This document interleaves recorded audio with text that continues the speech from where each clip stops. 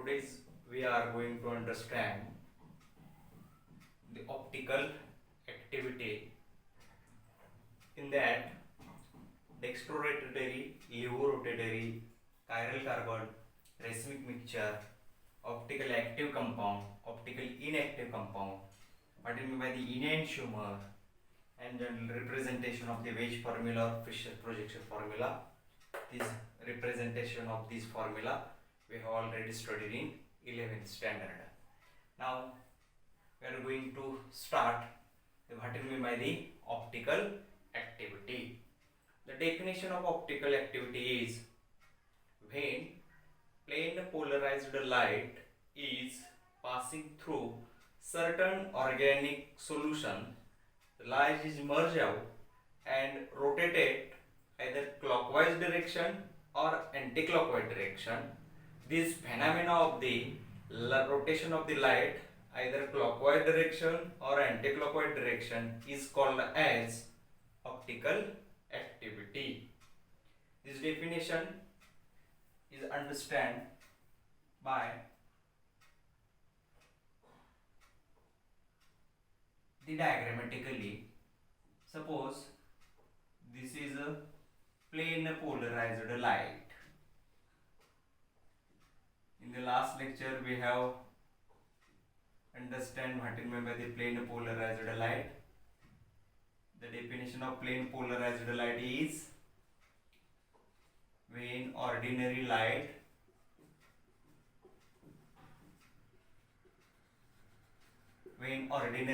is passing through a Nicol prism, light is merged out and vibrated in a single plane only is called as plane polarized light.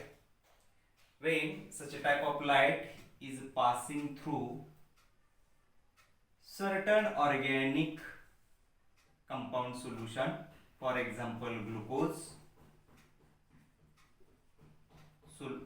solution or lactic acid or 2-chlorobutane, such a type of the organic compound solution, light is merged out and vibrated either clockwise direction or rotated either clockwise direction or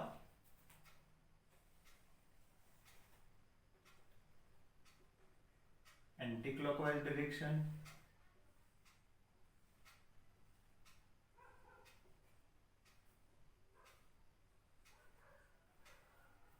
This phenomena is called as optical activity. Simple concept आहे. ऑर्गॅनिकचं कंपाऊंडचं solution घ्यायचं आहे, मात्र कोणतं example म्हणून दिलेले आहेत glucose, lactic acid आणि two chlorobutane. Certain organic solution compound solution म्हटलेलं आहे. फक्त ऑर्गॅनिक शब्द वापरले नाही, सर्टन ऑर्गॅनिक कंपाऊंड सोल्युशन. अशा प्रकारचेच का हे पुढे जाऊन मी तुम्हाला सांगतो. म्हणजे इथं जर मिथॅनॉल घेतलं, इथेनॉल घेतलं तर चालणार नाही. सर्टन ऑर्गॅनिक मग ग्लुकोज, लॅक्टिक ऍसिड आणि 2-क्लोरोब्युटेन यांच्यामध्ये स्पेशलिटी काय आहे, असेच का घ्यायचे हे पुढे मी तुम्हाला सांगतो. पहिल्यांदा आपण डेफिनेशन अंडरस्टँड करूया. अशा प्रकारच्या ऑर्गॅनिकच्या सबस्टन्सचं सोल्युशन घ्यायचं आणि त्याच्यामधून प्लेन पोलराइज्ड लाईट पास करायची. लाईट बाहेर आल्यानंतर ही लाईट काय होते, क्लॉकवाइज डिरेक्शननी किंवा अँटी क्लॉकवाइज डिरेक्शननी रोटेट होते. आता ही रोटेट का होते क्लॉकवाइज, कारण ह्या ऑर्गॅनिकच्या कंपाऊंडच्या सोल्युशन मध्ये काहीतरी स्पेशलिटी आहे. म्हणून ही लाईट अशीच न राहता क्लॉकवाइज और अँटी क्लॉकवाइज डिरेक्शनने रोटेट होते आणि ह्या प्रोसेसला this phenomena is called as optical activity. जर लाईट क्लॉकवाइजला रोटेट होत असेल तर त्याला म्हणायचं असतं डेक्स्ट्रो रोटेटरी. प्लस साईनने सुद्धा त्याला रिप्रेझेंट केलं जातं किंवा स्मॉल टी. आणि अँटी क्लॉकवाइज जर असेल तर त्याला लिव्हो रोटेटरी म्हणायचं. It is generally represented by minus sign or small L. And what is meant by the dextro-rotatory? Simple definition: when plane polarized light rotated either clockwise direction, then it is called as the dextro-rotatory, or plane polarized light is rotated either anti-clockwise direction, then it is called as the levo-rotatory. येते लक्षात? इथं optical activity ची definition तुम्हाला समजली असेल. आता definition बघताना आपल्याला शब्द कोणते आले? सर्टन ऑर्गॅनिक कंपाऊंड्स म्हटले. The solution of the certain organic compounds. डेक्स्ट्रोची डेफिनेशन समजली आपल्याला, लिव्होची डेफिनेशन समजली, बरोबर. आता रेसिमिक मिक्सचर म्हणजे काय? तर काही वेळी ही plane polarized certain organic solution मधून पास झाल्यानंतर फक्त क्लॉकवाइज ला लाईट रोटेट होते, त्यावेळी ते कंपाऊंड आपण काय म्हणतो? Dextro rotated. काही कंपाऊंड असे ती लाईट पास केल्यानंतर फक्त अँटी क्लॉकवाइजलाच रोटेट होतं, त्यावेळी आपण काय म्हणणार आहे? लिव्हो रोटेटेड. मात्र काही कंपाऊंड असे आहेत की ज्यामधून त्याच्या सोल्युशन मधून ज्यावेळी प्लेन पोलराइज्ड लाईट पास करेल त्यावेळी दोन्हीही प्रकारे क्लॉकवाइज और अँटी क्लॉकवाइज दोन्ही आपल्याला 50-50 मिळतं. 50% dextro rotatory, 50% levo rotatory. This such type of the mixture is called as the racemic mixture. इथे लक्षात काय सांगतोय? काही ऑर्गॅनिकचे कंपाऊंड आहेत त्यांच्यातून लाईट पास केल्यानंतर लाईट ही क्लॉकवाइजलाच फक्त रोटेट होते, त्यावेळी आपण काय म्हणणार? डेक्स्ट्रो. काही ऑर्गॅनिकचे कंपाऊंड आहेत की त्याच्यातून लाईट पास केल्यानंतर लाईट फक्त अँटी क्लॉकवाइजलाच रोटेट होते, त्यावेळी आपण काय म्हणणार आहे? लिव्हो रोटेटरी. पण काही ऑर्गॅनिकचे कंपाऊंड आहेत त्याच्यातून लाईट पास केल्यानंतर मिक्सचर मिळतं आपल्याला, 50% डेक्स्ट्रो, 50% लिव्हो. त्या मिक्सचरला काय म्हणणार आहे आपण? Racemic mixture. बरोबर. काय काय समजलं आपल्याला? Optical activity, dextro rotatory, levo rotatory, racemic mixture. आता कायरल कार्बन कडे आपण येणार आहे. येते लक्षात? का कायरल कार्बन म्हणजे काय बघूया आपण. आता डेफिनेशन मध्ये आपण काय शब्द वापरला? Certain organic compound. त्यामध्ये एक्झाम्पल आपण ग्लुकोज घेतले, लॅक्टिक ऍसिड घेतले, 2-क्लोरोब्युटेन. आता मी 2-क्लोरोब्युटेनचं स्ट्रक्चर काढतो. Two chlorobutane. Butane means there are 4 carbons. Straight chain. Second carbon at butane. Parent alkene is a butane. 4 carbon. Second carbon attached chlorine. Chlor means chlorine. 1, 2. Second carbon chlor. And satisfied the valency. CH3. Valence of the carbon is a 4. 3 and 1, 4. 1, 2, 3. To complete or satisfy the valency, here need of 1 hydrogen. Here out of 4 only 2 valencies are satisfied. Here also need of 2 hydrogen, and here to satisfy all the valency need of 3 hydrogens. 3 plus 1 4, 2 plus 2 4, 1 2 3 plus 1 4, 1 plus 3 4. This is the structure of chlorobutane. आता number देऊया आपण कार्बनला. 1 2 3 4. Chiral carbon म्हणजे काय तो understand करूया आपण. Chiral carbon त्यालाच आपण असिमेट्रिक कार्बन सुद्धा म्हणणार आहे.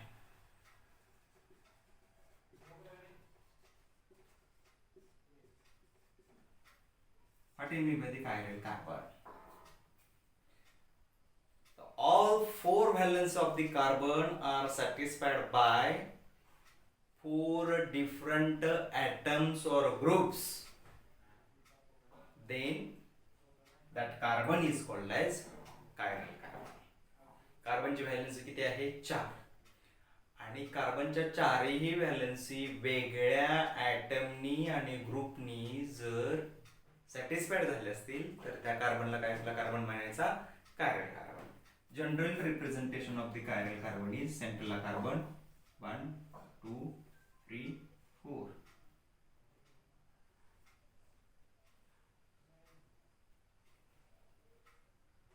W X Y and Z. हा सेंट्रलला कार्बन आहे. 4 व्हॅलेन्सी वेगळ्या ॲटमनी ग्रुपनी सॅटिस्फाईड झालेला आहे. रिपीट कोण झालेला नाही बघ. W वेगळा, X वेगळा, Y वेगळा, Z वेगळा. म्हणून ह्या कार्बनला काय म्हणायचं, कायरल कार्बन किंवा असिमेट्रिक कार्बन. आणि त्याला कशाने रिप्रेझेंट केला जातो, तर स्टार, त्याला स्टार कार्बन म्हटलं जातं. That is called as the chiral carbon. आता समजले बघा डेफिनेशन कायरल कार्बनची. All four valence of the carbon are satisfied by the four different atoms or groups. Then this carbon, that carbon is called as chiral carbon. आता आपण optical ऍक्टिव्हिटीची definition बघताना असे ठराविकच ऑर्गॅनिकचे compound पाहिजेत म्हणून सांगितलेलं आहे. सर्वचे सर्व ऑर्गॅनिक नाही, ठराविक. त्यामध्ये एक्झाम्पल 2-3 घेतले आपण, ग्लुकोज, लॅक्टिक ऍसिड आणि 2-क्लोरोब्युटेन. मग तीच तसलेच कंपाऊंड का हे अंडरस्टँड करूया. त्यासाठी मी 2-क्लोरोब्युटेनचं काय केलेलं आहे, स्ट्रक्चर स्केच केलेलं आहे. बघा 2-क्लोरोब्युटेनची 4ही व्हॅल्यू आहे. तिथं आपल्याला काय शोधायचं आहे, कायरल कार्बन आहे का हे शोधायचं आहे. बघा पहिला कार्बन जर बघितला आपण, कसं स्ट्रक्चर आहे, या बाजूला कोण आहे, बॉन्ड आहे, तर काय आहे, दुसरा कार्बन आहे, बरोबर. आणि पहिल्या कार्बनला काय अटॅच आहे, एच एच एच, 3 एच आहे. आपल्याला कायरल कार्बनची कंडिशन काय पाहिजे, 4च्या 4 ऍटम किंवा ग्रुप वेगळे पाहिजे. तर पहिल्या कार्बनच्या बाबतीत जर आपण विचार केला तर पहिल्या कार्बनला 3 हायड्रोजन आहेत, म्हणजे सेम ऍटम आले, म्हणजे याला आपण कायरल कार्बन म्हणू शकत नाही. बघा तिसरा कार्बन जर मुद्दा मी पुढचा घेतो, तुम्ही जरा तिसरा कार्बन जर विचार घेतला तर कशी कंडिशन आहे बघा त्याची. तिसरा कार्बन असं, दुसरा, तिसरा, चौथा. तिसऱ्या कार्बनला काय आहे, एक कार्बन आहे, म्हणजे 2 नंबरचा. लेफ्ट साइडला, राईट साइडला एक कार्बन आहे. आणि राहिलेल्या 2 व्हॅलेन्सी कशाने सॅटिस्फाईड केलेले आहेत, हायड्रोजन. म्हणजे पुन्हा इथं काय आलं, एच एच, सेम ॲटम्स आले. इथं सुद्धा आपल्याला कायरल कार्बन भेटत नाही. चौथा जर आपण बघितला कार्बन, तर काय आहे तिथं, तर चौथा कार्बन CH3 आणि लेफ्ट साइडला 3rd नंबरचं कार्बन. इथं सुद्धा 3 हायड्रोजन आपल्याला सेम मिळतात. त्यामुळे हा सुद्धा असिमेट्रिक होऊ शकत नाही, कारण असिमेट्रिकचं प्रिन्सिपलच काय आहे, 4च्या 4 ऍटम्स किंवा ग्रुप्स वेगळे पाहिजेत. पहिल्यामध्ये 3 हायड्रोजन सेम आहेत, दुसऱ्यामध्ये 2 हायड्रोजन सेम आहेत, आणि तिसऱ्या म्हणजे चौथ्या कार्बन मध्ये 3 हायड्रोजन सेम आहेत. मात्र जर दुसऱ्या कार्बनचा जर विचार आपण केला, बघा इथे मी लिहितोय, दुसऱ्या कार्बनचा जर विचार केला तर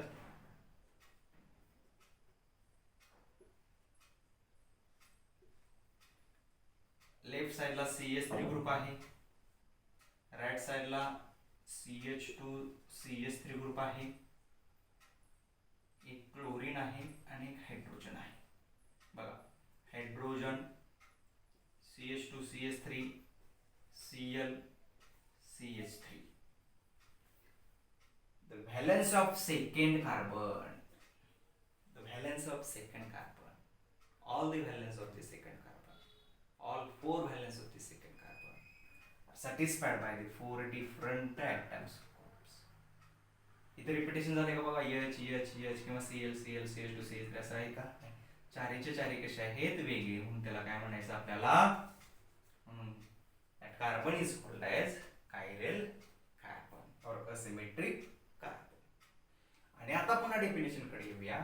When plain polarized light is passing through a solution of certain organic compound, म्हणजे कसले की ज्या कंपाऊंड मध्ये कायरल कार्बन आहे असंच ऑर्गॅनिकचं कंपाऊंड तिथं पाहिजे. आणि अशा कंपाऊंड मधून जर लाईट पास केली तर लाईट क्लॉकवाईजला किंवा अँटी क्लॉकवाईजला रोटेट होते. त्याला काय म्हटलेलं आपण, ऑप्टिकल ऍक्टिव्हिटी.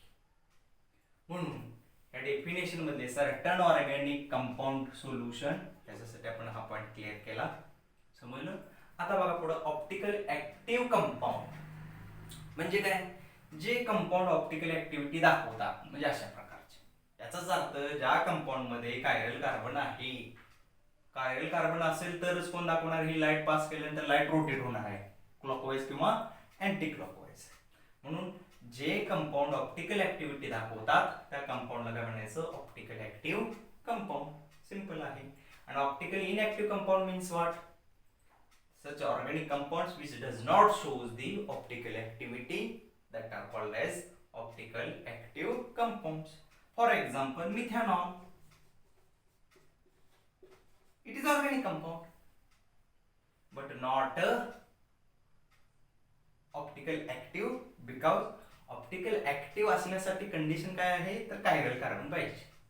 मिथेनॉलचं स्ट्रक्चर जर पाहिलं तर कायरल कार्बन आहे का आपल्या इथं, नाही. बघा, कार्बन, हायड्रोजन, हायड्रोजन, हायड्रोजन आणि OH सेम आहे. हायड्रोजन, हायड्रोजन, हायड्रोजन, तीन ऍटम कसे आले, सेम. आपल्याला कसं पाहिजे, चारीच्या चारी वेगळे पाहिजेत. इथं आहेत का वेगळे, नाही. त्यामुळं methanol, for example methanol does not shows the optical activity, that's why it is called as the optical inactive compound. येते लक्षात. जनरली इथे तीन एक्झाम्पल बघितलेले आहेत, ग्लुकोज, लॅक्टिक ऍसिड आणि 2-क्लोरोब्युटेन. तिघांचीही जर स्ट्रक्चर आपण स्केच केली तर त्याच्यामध्ये ऍटलिस्ट वन.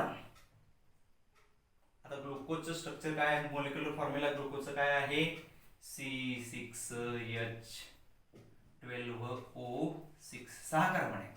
6 पैकी 4 कार्बन असिमेट्रिक आहेत. म्हणजे कायरल कार्बन किती आहेत ग्लुकोजकडे, 4 आहेत. येतं लक्षात. लॅक्टिक ऍसिडचं जर स्ट्रक्चर स्केच केलं, बघूया आपण. लॅक्टिक ऍसिडचं स्ट्रक्चर बघा. लॅक्टिक ऍसिडचा फॉर्म्युला काय आहे, लॅक्टिक ऍसिड फॉर्म्युला बघा, CH3CHOH,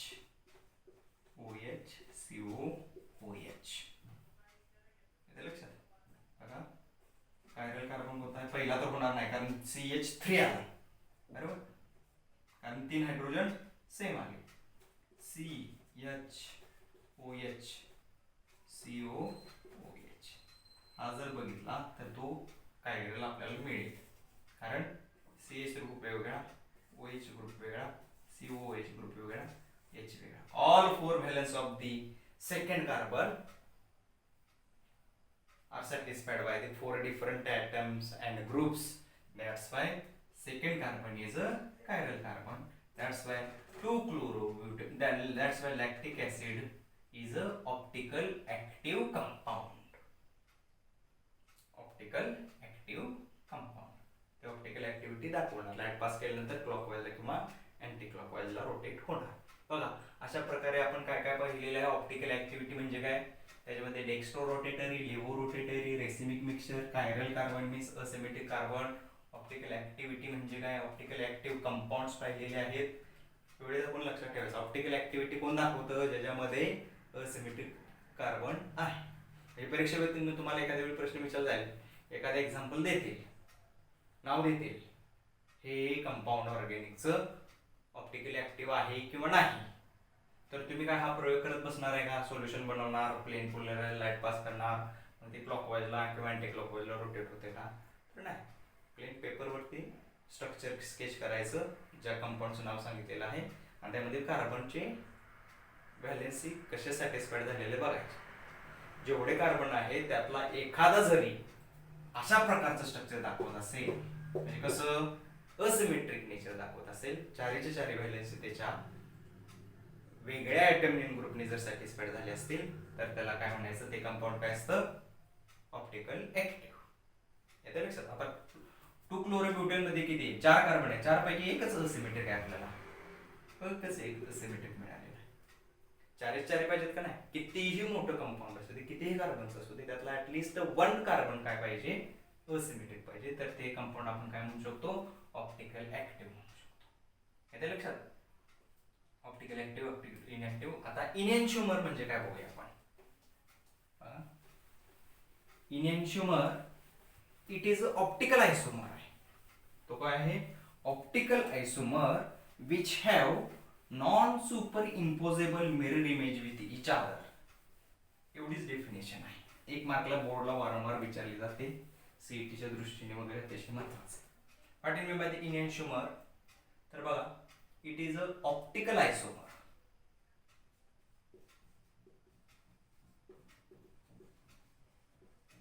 विच हॅव शब्द बघा विच हॅव डेफिनेशन मध्ये हे शब्द अतिशय महत्वाचे येतात. Which have non super imposable mirror image with each other.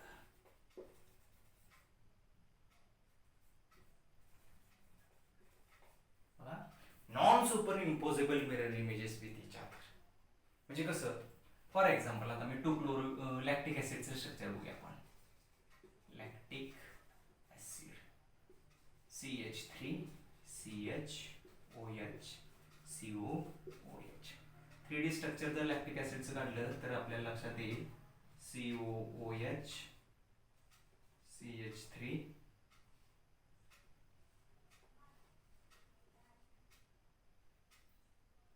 OH H आपण 11th मध्ये पाहिलेलं आहे. This is the 3D structure of the lactic acid. 3 प्रकारचे बॉन्ड आपल्याला इथे दिसतात बघा. नॉर्मल लाईन, एक सॉलिड वेज आहे हा, आणि हा डॉटेड वेज आहे. हे लक्षात. नॉर्मल लाईन म्हणजे काय असतं, दिस ग्रुप सेंटरला कार्बन आहे, the COH and CH3 is on the plane. Solid line means this OH group is on above the plane, and dotted line atoms or groups is attached to the carbon from below the plane. अशा 3 प्रकारचे bond आहेत बघा. Normal line, solid wedge आणि dotted veg किंवा dotted line आपण म्हटलेलं आहे. Normal line means these two groups COH and CH3 group is attached to the carbon on the plane. OH group is attached to the carbon from above the plane, and dotted line atom or group is attached to the central carbon from below the plane. आता हा आहे lactic acid. तर lactic acid जर आपण आरशामध्ये पाहिला तर आपल्याला कसं स्ट्रक्चर दिसेल बघा. सेंटरला कार्बन, वरती COOH ग्रुप आहे. CH3 राईट साइडला आहे. आरशामध्ये पाहताना आपल्याला कसं दिसेल, लेफ्ट साइडला. OH लेफ्टला आहे, कुठे दिसेल, राईटला. आणि OH ग्रुप असा दिसेल.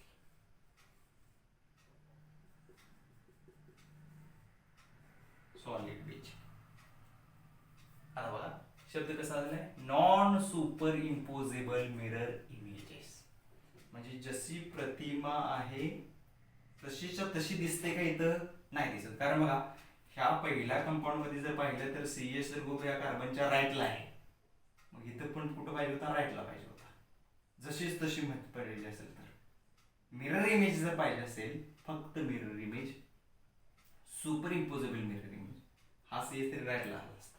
आपण सुद्धा बघा आरशामध्ये बघताना आरसा जर आपल्या समोर ठेवला, सपोज ही माझी दिशा पूर्व आहे, तर मी बघताना पूर्वेला बघतो, पण आरशामध्ये बघताना ते मला कुठे दिसतं, इन फ्रंट ऑफ मी दिसतं, अपोजिट दिसतं, बरोबर ना.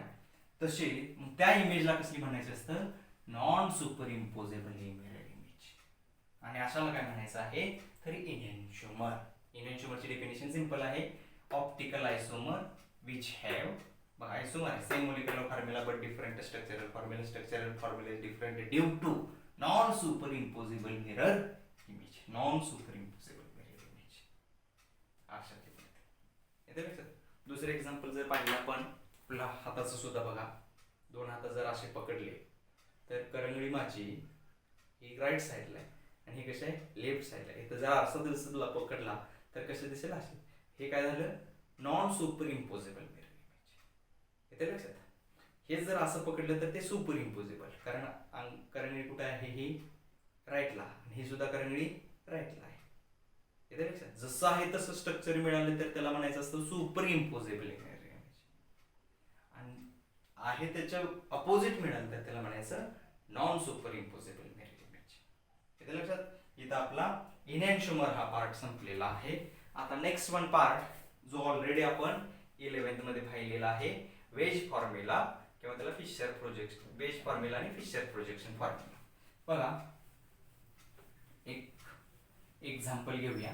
बोर्ड परीक्षेमध्ये तुम्हाला स्केच द वेज फॉर्म्युला किंवा फिशर प्रोजेक्शन फॉर्म्युला किंवा वेज फॉर्म्युला देतात, फिशर प्रोजेक्शन फॉर्म्युला स्केच करा, किंवा फिशर प्रोजेक्शन फॉर्म्युला देतील, वेज फॉर्म्युला स्केच करा म्हणून सांगते. आता बघा फिशर प्रोजेक्शन फॉर्म्युलाचा आपण क्रॉस फॉर्म्युला म्हटलेला आहे, कारण त्या फॉर्म्युल्यामध्ये आपण पाहिलेलं आहे लाईन क्रॉस होतात, त्याला क्रॉस फॉर्म्युला म्हटलेला आहे. एक्झाम्पल आता ओळखीचं झालेलं आहे तेच घेऊया आपण. कोणतं? Lactic acid.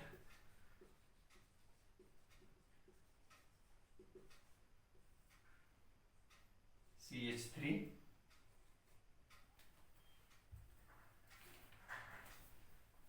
CH OH COOH. बघा वेज फॉर्म्युला म्हणजे आता स्ट्रक्चर स्केच केलेलं सेम तसंच.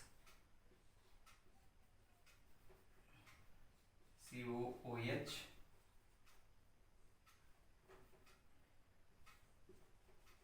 CH3 सॉलिड वेजला OH आणि डॉटेडला H. This is the ways formula of lactic acid. आता फिशर प्रोजेक्शन फॉर्म्युला आपल्याला माहित आता वेज फॉर्म्युलामध्ये आपण काय म्हटलेलं आहे, COH CH3 on the plane, OH above the plane आणि डॉटेड लाईनचा जो असतो तो बिलो द प्लेन आहे, बरोबर. फिशर प्रोजेक्शन फॉर्म्युलासाठी आपण काय हिंट घेऊया. बघा हा कार्बन आहे, वरती COOH आहे आणि ते इंटरचेंज करायचं.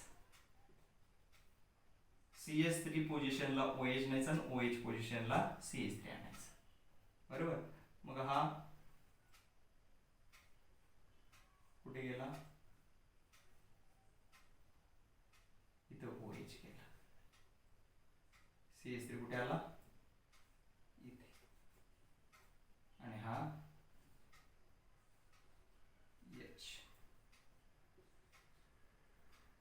आता इथं फक्त थोडासा आपल्याला चेंज काय करावं लागणार आहे, अबव द प्लेन आणि बिलो द प्लेन हे दोन फंडे असतात.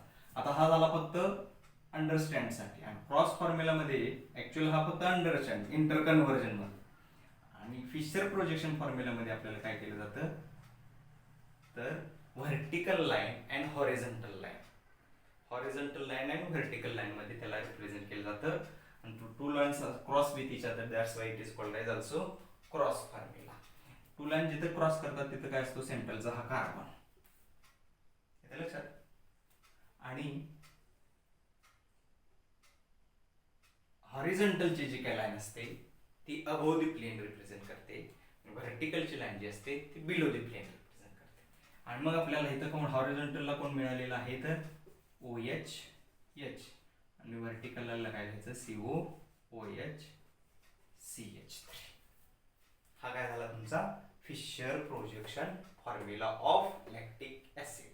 बघा सेंट्रलचा कार्बन COH CH3 CHOH. येते लक्षात, Fischer projection formula and wedge formula of lactic acid. हे काय आहे, तर ऑर्गॅनिक कंपाऊंडचे 3D रिप्रेझेंटेशन आहे. 3D मध्ये कसं लिहायचं आहे वेगवेगळ्या पद्धतीने आपण 11th स्टँडर्डला ऑलरेडी पाहिलेलं आहे. दुसरे काही एक्झाम्पल आपण पाहूया.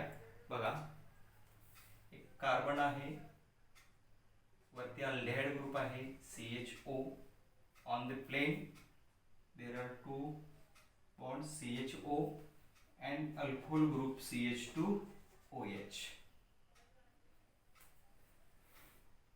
त्याच्यानंतर अबव द प्लेन आहे हायड्रोजन,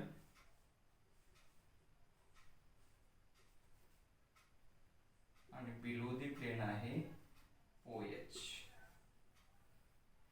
आता आपण माहिती आहे इंटर कन्व्हर्जन, सेंट्रल कार्बन, इथं above the plane below the प्लेनला आपण आपल्याला माहिती आहे अबव द प्लेन म्हणजे सॉलिड वेज आणि बिलो द प्लेनला आपण काय लिहिले डॉटेड वेज म्हटलेलं आहे. CH2OH च्या ठिकाणी कोण जाणार, H.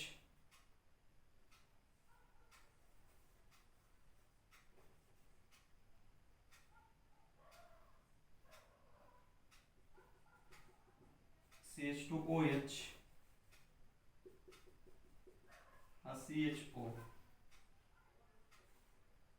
आणि हा काय जाणार OH. या दोन फॉर्म्युल्यामधील इंटर कन्वर्जन आहे हे, तसंच हे. आणि मग horizontal line, vertical line, they are cross with each other, represent the carbon, central carbon. बरोबर, वरती काय लिहायचं आपल्याला CHO, खाली कोणाला CH2OH, H आणि OH. सिंपल आहे. अशा पद्धतीनं आपल्याला wedge formula Fisher projection formula represent करता येईल. परीक्षेमध्ये एखादी वेळ देतील, draw the wedge and Fisher projection formula of the lactic acid, किंवा वेज फॉर्म्युला देतील लॅक्टिक ऍसिडचा, फिशर प्रोजेक्शन फॉर्म्युला ड्रॉ करा, किंवा फिशर प्रोजेक्शन फॉर्म्युला देतील, वेज फॉर्म्युला ड्रॉ करा. त्यासाठी हे एक्झाम्पल्स आहेत. ओके, इथं आपला ऑप्टिकल ऍक्टिव्हिटी हा पार्ट संपलेला आहे.